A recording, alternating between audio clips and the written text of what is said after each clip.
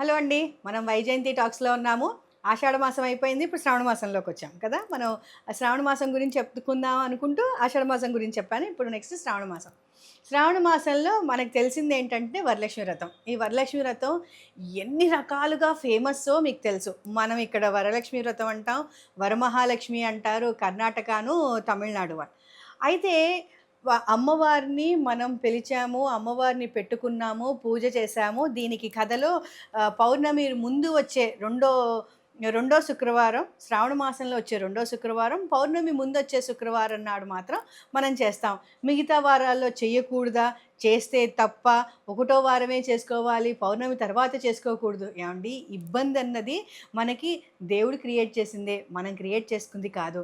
అలా మనకి first వారమో, second వారమో కుదరలేదనుకోండి, మూడో వారం కూడా చేసుకోవచ్చు. చాలామంది చాలా రకాలు చెప్తారండి. ఇది ఇప్పుడు ఈ మధ్య కాలంలో చాలా వస్తున్నాయి కానీ, ఇదివరకు రోజుల్లో ఇబ్బందొచ్చింది. ఆ వారం కాకుండా నెక్స్ట్ వారం చేసుకున్న వాళ్ళు కోకొల్లలు. అందుకని అంత మూఢనమ్మకాల్లోకి మాత్రం వెళ్ళకండి.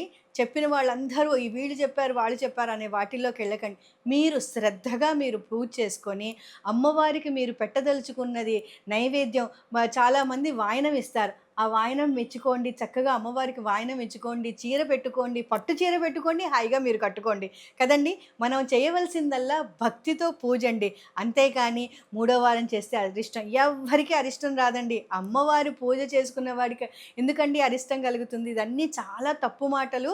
ఇవి చాలా తప్పు మాటలు చాలా రకాలుగా మనుషుల మధ్యలోకి వెళ్తోంది. అలాంటివన్నీ ఏంటి క్రియేట్ చేస్తాయంటే, మన ధర్మం, మన కల్చర్ మీద మనకే అనుమానాన్ని క్రియేట్ చేస్తున్నాయి. సో ప్లీజ్ మీరు ఇలాంటి నెగెటివ్ అన్నీ ఏమీ ప్రచారం చెయ్యొద్దు. మీరు ఆ దీంట్లోకి వెళ్ళొద్దు. ప్రశాంతంగా మీ ఇంట్లో మీరు అమ్మవారిని పెట్టుకొని పూజ చేసుకోండి. అమ్మవారి కృపా కటాక్షాల్ని పొందండి. ఎందుకో చెప్పనా? అమ్మవారికి పూజ చేసి అమ్మవారి ప్రదక్షిణ చెయ్యంగానే ఫస్ట్ దానికి గజ్జెలొచ్చాయి, తర్వాత ప్రదక్షిణకి గాజులొచ్చాయి, మూడో ప్రదక్షిణకి నగలొచ్చాయి అనేదే మనం ఆ కథలో విన్నాం. అలా హాయిగా మీరు మనస్ఫూర్తిగా పూజ చేసుకోండి. మీరంతా ఐశ్వర్యవంతులు అవ్వండి. ఇదేనండి నేను చెప్పగలిగేది. ప్లీజ్ ఇంకొకసారి కూడా చెప్తున్నాను. వేరే మూఢనమ్మకాల్ని ప్రచారంలోకి చెయ్యొద్దు. మీరు నమ్మొద్దు. దేవుడు ఒక్కళ్ళనే నమ్మండి. వాళ్ళు మనకి ఎటువంటి పరిస్థితుల్లో చెడు చెయ్యరు. ఇది మాత్రం గ్యారంటీ. థ్యాంక్ యూ అండి. ప్లీజ్ మా ఛానల్‌ని లైక్ అండ్ సబ్స్క్రైబ్ చేయండి. జనాలకి మా ఛానల్‌లో చెప్పే మంచి మాటలని వినేటట్టుగా చేయండి. Thank you.